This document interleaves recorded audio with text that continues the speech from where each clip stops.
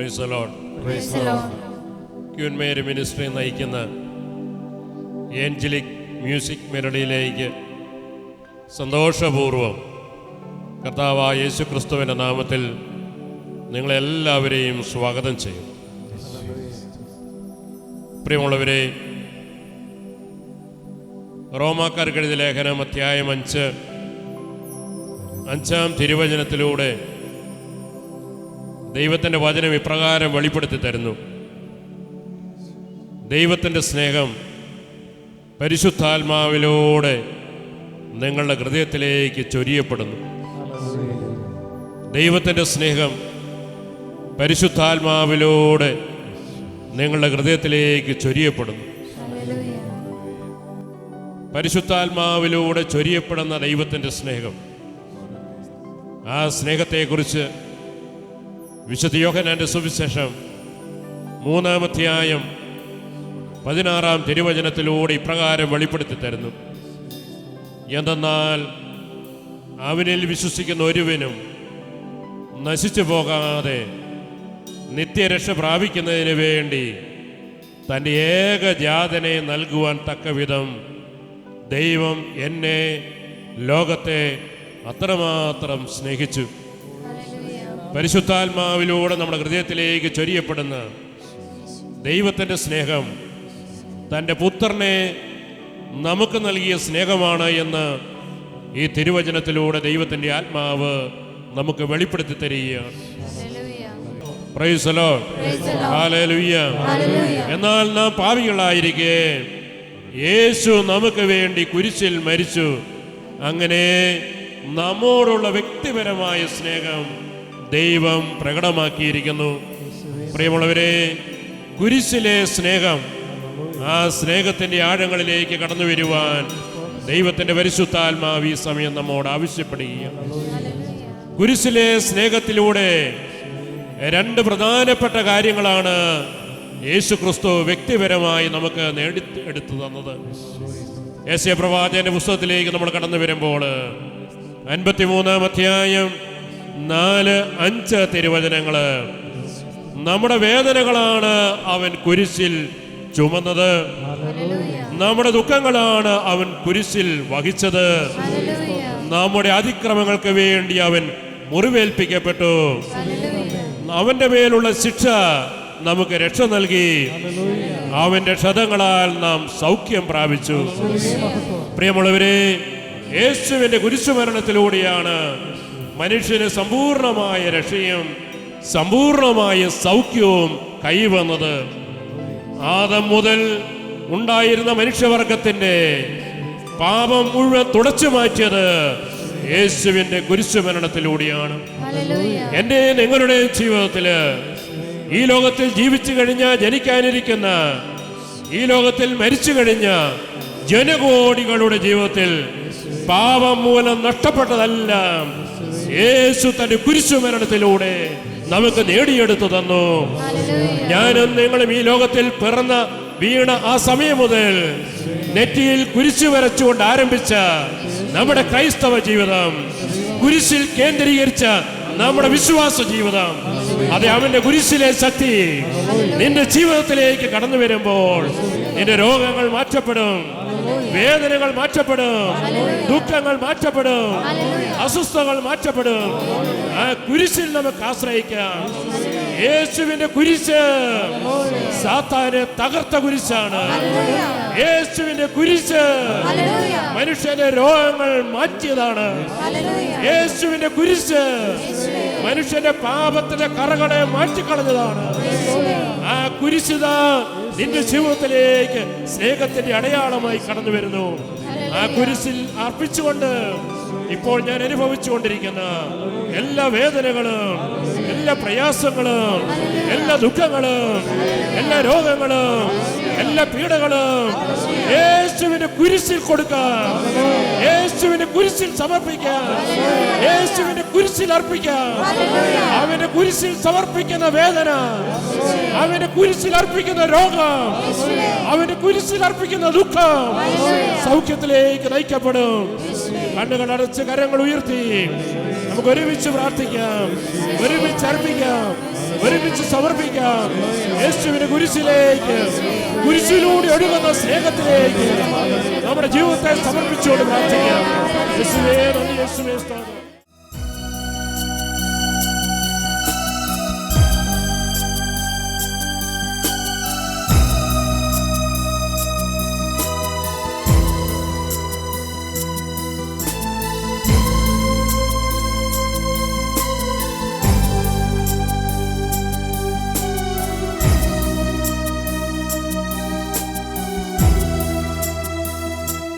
ക്രൂശിൽ കണ്ടു ഞാൻ നിൻ സ്നേഹത്തെ, ആഴമാർന്ന നിൻ മഹത്യാഗത്തെ. ക്രൂശിൽ കണ്ടു ഞാൻ നിൻ സ്നേഹത്തെ, ആഴമാർന്ന നിൻ മഹത്യാഗത്തെ. പകരം എന്തു നൽകും ഞാനിനി, ഹൃദയം പൂർണ്ണമായി നൽകുന്നു നാഥനേ. പകരം എന്തു നൽകും ഞാനിനി, ഹൃദയം പൂർണ്ണമായി നൽകുന്നു നാഥനേ. ക്രൂശിൽ കണ്ടു ഞാൻ നിൻ സ്നേഹത്തെ, ആഴമാർന്ന നിൻ മഹത്യാഗത്തെ. ക്രൂശിൽ കണ്ടു ഞാൻ നിൻ സ്നേഹത്തെ, ആഴമാർന്ന നിൻ മഹത്യാഗത്തെ. പകരം എന്തു നൽകും ഞാനിനി, ഹൃദയം പൂർണ്ണമായി നൽകുന്നു നാഥനേ. പകരം എന്തു നൽകും ഞാനിനി, ഹൃദയം പൂർണ്ണമായി നൽകുന്നു നാഥനേ. ഓ, അവിടുത്തെ അടിപ്പിണരാണല്ലോ കർത്താവേ ഞങ്ങൾ സൗഖ്യം പ്രാപിച്ചിരിക്കുന്നു. നിന്റെ മുറിവിനാലാണല്ലോ ഞാൻ സൗഖ്യം പ്രാപിച്ചിരിക്കുന്നത്. നിന്റെ മുറിവിനാൽ എനിക്ക് സൗഖ്യം പകരണമേ. നിന്റെ വേദനയാൽ ഞാൻ സൗഖ്യം പ്രാപിക്കട്ടെ കർത്താവേ. നിന്റെ കുരിശിനാൽ ഞാൻ രക്ഷ പ്രാപിക്കട്ടെ.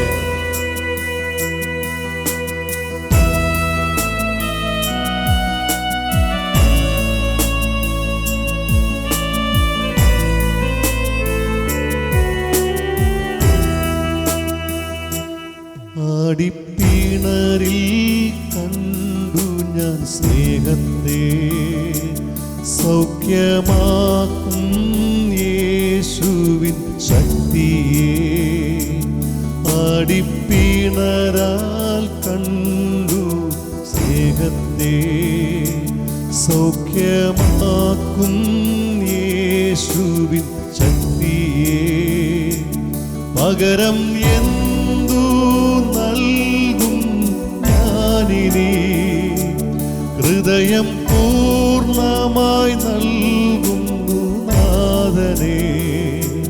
പകരം എന്തു നൽകും ഞാനിനി, ഹൃദയം പൂർണ്ണമായി നൽകുന്നു നാഥനേ.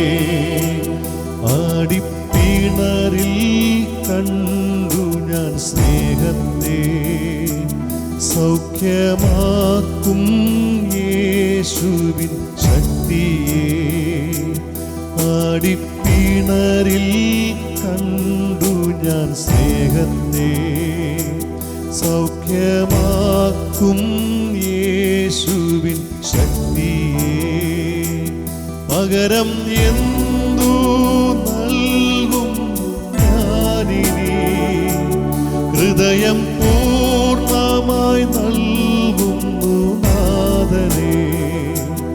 പകരം എന്തു നൽകും ഞാനിനി, ഹൃദയം പൂർണ്ണമായി നൽകുന്നു നാഥനേ. കർത്താവേ,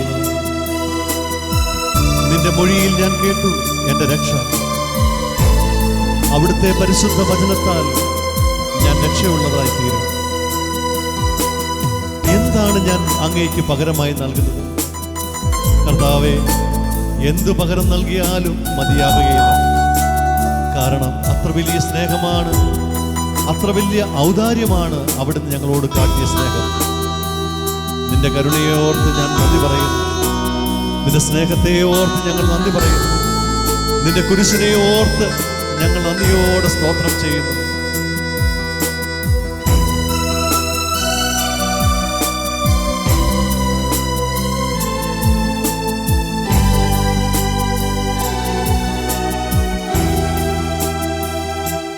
മൊഴിയിൽ കേട്ടു രക്ഷയിൻ ശബ്ദത്തെ, വിടുതൽ നൽകും നിൻ ഇമ്പവചനത്തെ. മൊഴിയിൽ കേട്ടു രക്ഷയിൻ ശബ്ദത്തെ, വിടുതൽ നൽകും നിൻ ഇമ്പവചനത്തെ. പകരം എന്തു നൽകും ഞാനിനി? ദേശത്തെങ്ങും പോകും സുവിശേഷവുമായി. പകരം എന്തു നൽകും ഞാനിനി? ദേശത്തെങ്ങും പോകും സുവിശേഷവുമായി. ക്രൂശിൽ കണ്ടു ഞാൻ നിൻ സ്നേഹത്തെ, ആഴമാർന്ന നിൻ മഹത്യാഗത്തെ.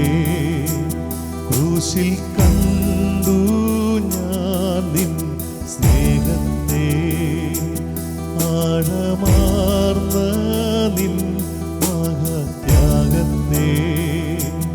പകരം എന്തു നൽകും ഞാനിനി? ഹൃദയം പൂർണ്ണമായി നൽകുന്നു നാഥനേ. പകരം എന്തു നൽകും ഞാനിനി? ഹൃദയം പൂർണ്ണമായി നൽകുന്നു നാഥനേ. പകരം ഞാനിനി, പകരം എന്തു നൽകും കർത്താവേ? പൂർണ്ണമായി എൻ്റെ ഹൃദയം ഞാൻ ഉയർത്തുന്നു. പകരം എന്തു നൽകും? യേശുവേ, യേശുവേ, അവിടുത്തെ അടിപ്പിണരാൻ എനിക്ക് സൗഖ്യമേ. യേശുവേ, യേശുവേ, എൻ്റെ ദൈവമേ. Hallelujah, hallelujah. കരങ്ങൾ ഉയർത്തി സ്തുതിക്കട്ടെ. എല്ലാ ഹൃദയങ്ങളും കരങ്ങൾ ഉയർത്തി സ്തുതിക്കട്ടെ. യേശുവിന്റെ രക്ഷാകര നാമത്തിൽ സൗഖ്യം പ്രാപിക്കട്ടെ. യേശുവിന്റെ രക്ഷാകര വചനത്തിന്റെ, യേശു ക്രിസ്തുവിന്റെ കുരിശിന്റെ അടയാളത്താൽ രക്ഷ പ്രാപിക്കട്ടെ, സൗഖ്യം പ്രാപിക്കട്ടെ.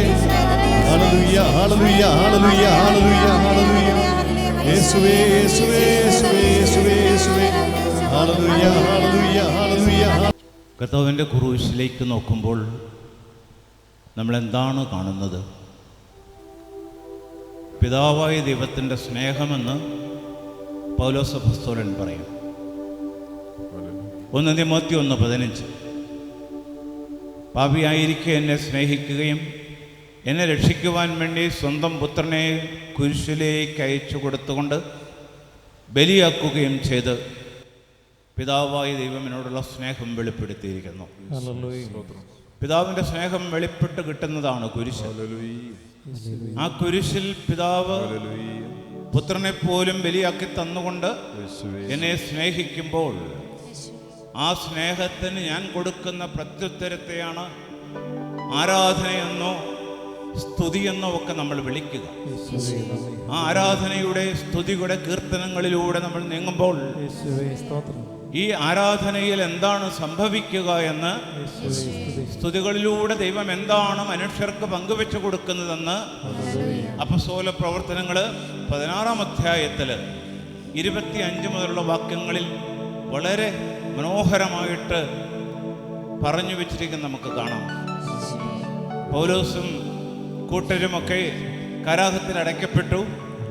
ഉൾമുറികളിൽ അവരെ ബന്ധിച്ചു, കാലിന് ആമം വെച്ചു, കാവൽക്കാരിൽ നിന്നു എല്ലാം ഭദ്രമാണ് എന്ന് അവർ വിചാരിച്ചു. പക്ഷേ സംഭവിച്ചത് എന്താണെന്ന് വളരെ മനോഹരമായിട്ട് നമുക്ക് 16:25 പ്രകാരം വായിക്കാം. അർദ്ധരാത്രിയോടടുത്ത് പൗലോസും സീലാസും കീർത്തനം പാടി ദൈവത്തെ സ്തുതിക്കുകയായിരുന്നു. തടവുകാർ അത് കേട്ടുകൊണ്ടിരുന്നു. പെട്ടെന്ന് വലിയ ഒരു ഭൂകമ്പമുണ്ടായി. കാരാഗൃഹത്തിന്റെ അടിത്തറ കുലുങ്ങി. എല്ലാ വാതിലുകളും തുറക്കപ്പെട്ടു. എല്ലാവരുടെയും ചങ്ങലകൾ അഴിഞ്ഞു വീണു. ഇതാണ് ആരാധന, പ്രിയപ്പെട്ടവരെ. ഇതാണ് സ്തുതി. എന്തിന് ദൈവത്തിന് സ്തുതികൾ ഉയർത്തണം? എന്തിന് മനുഷ്യൻ ആരാധിക്കണം? ദൈവമേ, ഞാൻ നിന്നെ ആരാധിക്കുന്നുവെന്ന് പറയുമ്പോൾ, ഞാൻ നിന്നെ സ്തുതിക്കുന്നു, മഹത്വപ്പെടുത്തുന്നു എന്ന് പറയുമ്പോൾ, മഹത്വപൂർണനായ ദൈവത്തിലേക്ക് ലേശമെങ്കിലും മഹത്വം ചേർത്തുവാൻ എനിക്ക് സാധിക്കുകയില്ല. എന്നിട്ടും ദൈവം ആഗ്രഹിക്കുന്നു മനുഷ്യൻ ദൈവത്തെ മഹത്വപ്പെടുത്തണം, സ്തുതിക്കണം, ആരാധിക്കണമെന്നൊക്കെ അവിടുന്ന് കൽപ്പിക്കുന്നു. എന്തിന്? ദൈവത്തെ സ്തുതിക്കുന്ന മനുഷ്യൻ ദൈവത്തോളം മഹത്വപൂർണനായി ഉയർത്തപ്പെടുകയാണ്. ആ മഹത്വങ്ങളിലേക്ക് ഉയർന്നു ചെന്ന് ദൈവത്തോടൊത്ത് വസിക്കുവാനും ദൈവത്തിൻ്റെ മക്കളുടെ പൂർണ്ണതയിലേക്ക് വളരുവാനും മനുഷ്യന് കൃപ കിട്ടുന്നതിന് വേണ്ടിയാണ് ദൈവം മനുഷ്യനെ തൻ്റെ പക്കലേക്ക് വിളിക്കുന്നത്. യേശുദമ്പുരാൻ പറഞ്ഞില്ലേ, എൻ്റെ പിതാവ് ആകർഷിക്കാതെ ആരും എൻ്റെ പക്കൽ വരുന്നില്ല. പിതാവ് ആകർഷിക്കുന്നത് എന്തിന്? ഈ പുത്രൻ്റെ പക്കൽ ചെല്ലാനും അവനിലൂടെ പിതാവിനെ മഹത്വപ്പെടുത്തി ആരാധിച്ച് സ്തുതിക്കുവാനുമൊക്കെ ഇടയാക്കുന്നത് എന്തിനെ? ഇതാണ് നമ്മൾ ഇവിടെ 16:25 വായിച്ചത്. ഇതാ സ്തുതികൾ ഉയരുമ്പോൾ, പീഡനങ്ങളുടെ നടുവിൽ പൗലോസും സീലാസും സ്തുതികൾ ഉയർത്തുമ്പോൾ ചങ്ങലകൾ അങ്ങനെ അഴിഞ്ഞു വീണു, കവാടങ്ങൾ അങ്ങനെ തുറക്കപ്പെട്ടു, അവരെങ്ങനെ വിടുതൽ പ്രാപിച്ചു എന്ന് നമ്മൾ കാണുന്നു. ഈ വിടുതലിൻ്റെ ആ മനോഹരമായ ഒരു ഗീതം ആലപിച്ചുകൊണ്ട് നമുക്ക് ദൈവത്തെ മഹത്വപ്പെടുത്തുകയും ദൈവം തരുന്ന വിടുതൽ നമുക്ക് അനുഭവിക്കുകയും ചെയ്യാം.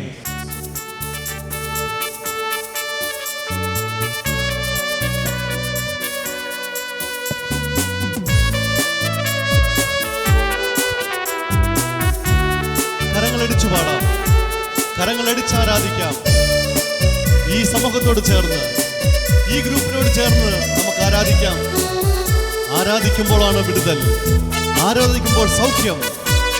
കരമടിച്ച് നമുക്കൊന്ന് ചേർന്ന് പാടാം.